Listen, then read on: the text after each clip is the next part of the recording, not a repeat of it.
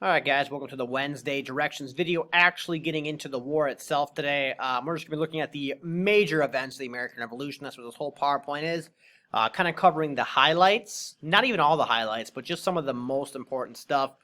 Remember now, next week, the in-class people will be watching this documentary series all week. I'm not so sure what the online kids are going to do, if I can find an equally long documentary that's available online, or if I'm going to have to kind of just print off sections of the book, but we'll figure a way to do it. So we'll find a way. But for now, let's just kind of dive into it here. So the major events of the American Revolution, Lexington, Concord, New York, the Crisis, Trenton, Saratoga, Valley Forge, Yorktown, and obviously the Treaty of Paris. So let's just dive into it here. So for the Continental Army, this is the American Army, right? It's called the Continental Army. The commander's George Washington. We know that. Let's kind of break down the strengths and the weaknesses for both sides. So for the American Army, the strength, highly motivated. We're fighting for a cause, right? We're fighting for our independence, and that's one of the most, big motivating factors for us. We have the home field advantage. We knew our area. We knew the land. We knew where we wanted to fight. We knew where we wanted to hold, where we wanted to retreat from. We had that down. And obviously, we have George Washington as our leader. He's a great leader for this part. Obviously, that's why he gets voted in to be the #1 president or the first president. And then one of our big advantages that we actually get foreign aid after the year 1778. So after about 2 years of fighting, we end up getting some help from some people, mainly France. Excuse me. The weaknesses, we do not have enough men. We don't have a lot of people enlisting in the army. We don't have a lot of training. Remember, we created a professional army to fight this war. We did not have a professional army before that. Thus, most of our people would be considered like rookies or green, or we just don't have a lot of experience. So because that may hurt us, we do not have a lot of supplies. We do not have a lot of money. That's because we were a part of Britain. We didn't have our own currency. We didn't have this. So we don't really have things really set up or organized logistically to fight a war. We don't know how much, war materials we need. We don't know how much we can even make.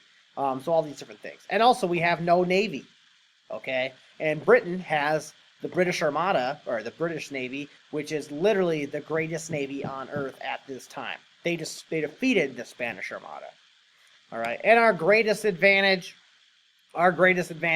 is that we did not fight fair. So let's write that one down. That's our greatest advantage.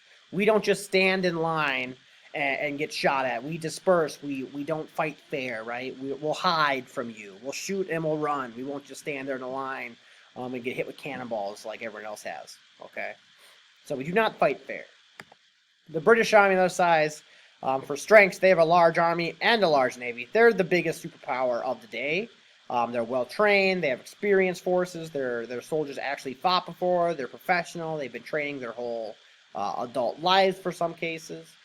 They have plenty of money and supplies, and they're aided by loyalists in the colony. So they kind of have people on their side that we talked about and we looked at before. Weaknesses. They're the away team, right? They're a great distance from home. They're not familiar with the land. They're not familiar with kind of how things look in America and our different kind of geography depending where you're fighting. They don't know any of that. They have a weak leadership. We'll talk about how that allowed George Washington to keep fighting. They have a lack of motivation. Again, they're not home. The soldiers themselves we're talking about. They're not fighting for anything. They're fighting for a king, where Americans are fighting for, in their minds, their lives. So it's a life or death situation for many Americans. Obviously, that's going to kind of get you to fight a little bit more. And we're going to skip to Lexington and Concord. For us, the importance is what we're going to know is the first battle of the American Revolution, even though it's not really the official one.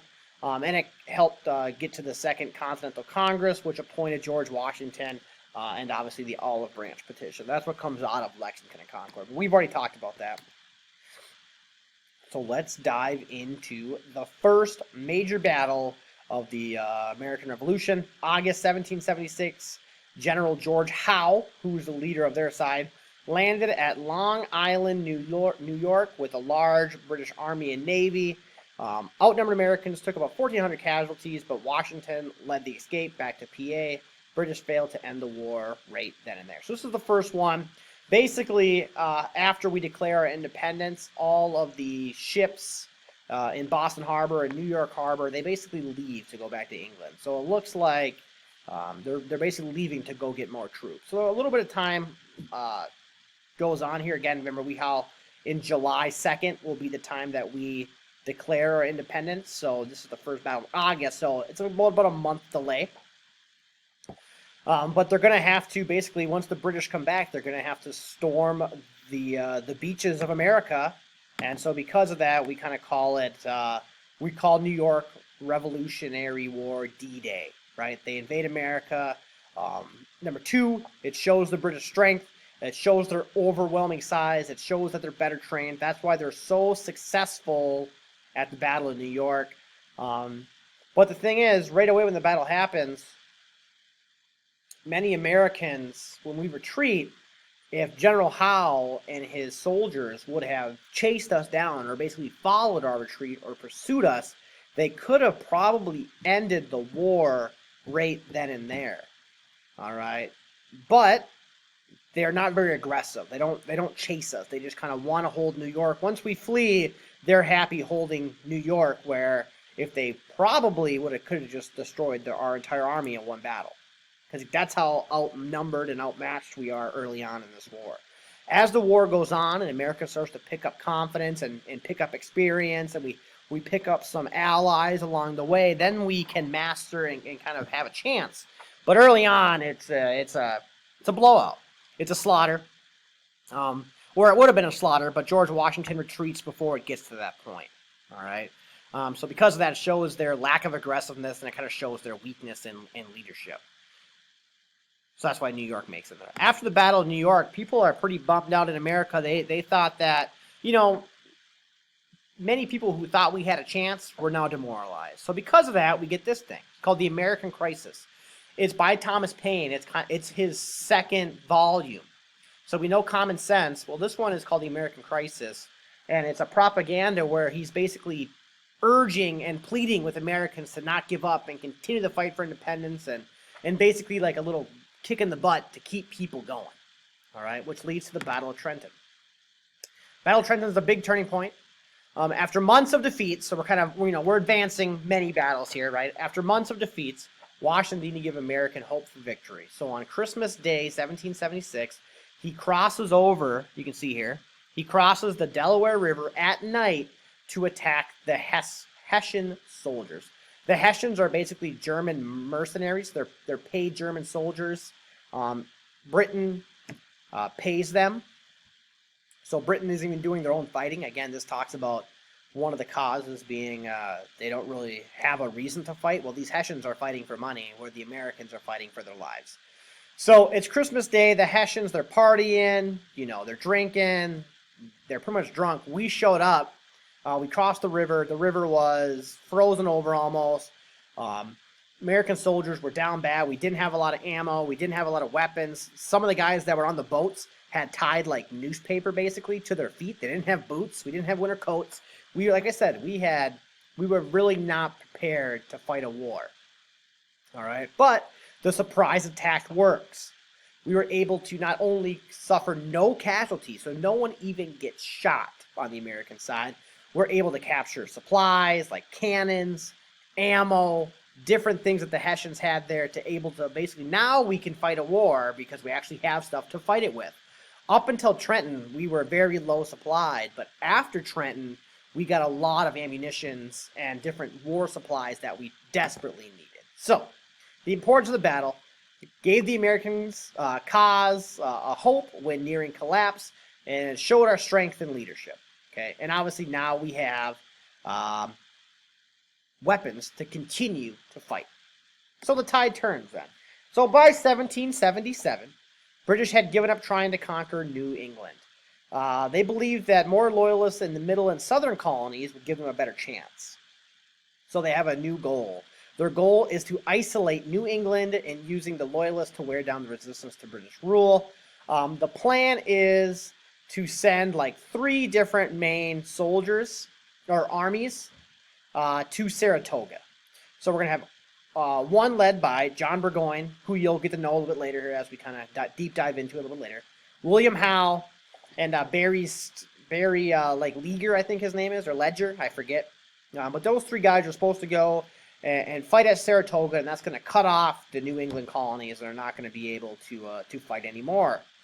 Well, what happens is only one of the three make it to Saratoga. The other two kind of get sidetracked. One person doesn't go, and one person kind of goes somewhere different. Next thing you know, you're going to have a definitely a smaller British force than expected and a larger American force than expected. So what ends up happening is the General Horatio Gates and his men and some others are able to surround Burgoyne's brigade, and they're actually going to have to surrender. So they surrender in October 1777. It's the major American victory and a huge British defeat. And the battle itself isn't really like an important battle. Like, it's not like the British lost a bunch of people. It's what the battle leads to that makes it so important.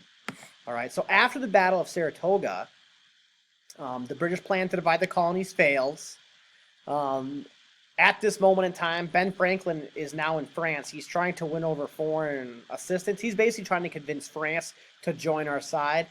Up to this point, France has said no every time because they are like, yeah, we're not going to join you guys because you guys are going to lose. You have shown zero signs of being able to win a decisive victory. Well, Saratoga is that decisive victory. And so Ben Franklin goes back to France. He's still there and says, look, we just did this, and that's enough for France to say, okay, we'll supply you guys with more supplies. We'll send some people over to help train your troops and so on and so forth. So the reason we call it Saratoga, the big turning point in the war, is because France joins and also Spain, but most of the help's going to come from France. All right, so Saratoga is the turning point of the war because now it's not just America versus Britain, it's America, Spain, and France versus Britain. And France is the other superpower of the day, and so is Spain. So it really helps America out that we have that. Now, even though this is such a good point, it's not like we get the turning point and we just automatically, we get all the momentum and we win decisive victories. No, it's like a slow, gradual America's on the rise. And one of the parts that kind of shows, the down part is Valley Forge. All right, so in the winter of 1777, Great Britain has actually captured our capital of Philadelphia. So they hold Philadelphia, they hold New York. We really haven't totally swung the pendulum or the momentum fully yet. So Washington's army camped for 6 months at Valley Forge, Pennsylvania. Lack of food, lack of clothes, lack of medicine, lack of shelter, miserable conditions. People are eating bark, boiling their boots. So eventually one-fourth of the 10,000 troops end up dying during this route. So we lose a lot of our men without even fighting. All right. And the last thing that happens is at Valley Forge, we get this guy named Baron von Steuben. And von Steuben is a German officer who we'd call it Prussian back then, more German now. But he was a Prussian officer, he was really smart, but he was gay. And so Prussia kicked him out, so he was in France. And Ben Franklin was trying to convince him to come to America. And von Steuben basically said, no, it's okay, I'm good in France. And then France says, no, we found out you're gay, we're going to kick you out of France. So then he joins America, and he comes over and basically drills our guys at Valley Forge, teaches them tactics, and everything that he teaches the soldiers at Valley Forge, he writes down in a book, and we actually use that book. It's called the Blue Book, and we train our soldiers using that book for like 100 years after that. So really important. And a lot of it was like keeping yourself clean, brushing your teeth, making sure you're changing your socks, these little things. Basically, hey, let's not let disease kill us. Let's save that for the enemy. So he does a good job of showing that. Marcus de Lafayette, 19-year-old French noble and friend to Washington who believed in the American cause, convinced the French king to contribute money and troops to American aid. So he also plays a role at kind of this turning point. All right. But again, America loses most of the battles in this war, but we end up winning the war because we don't lose the big battle.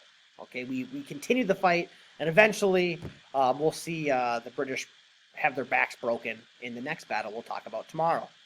All right, talk to you later.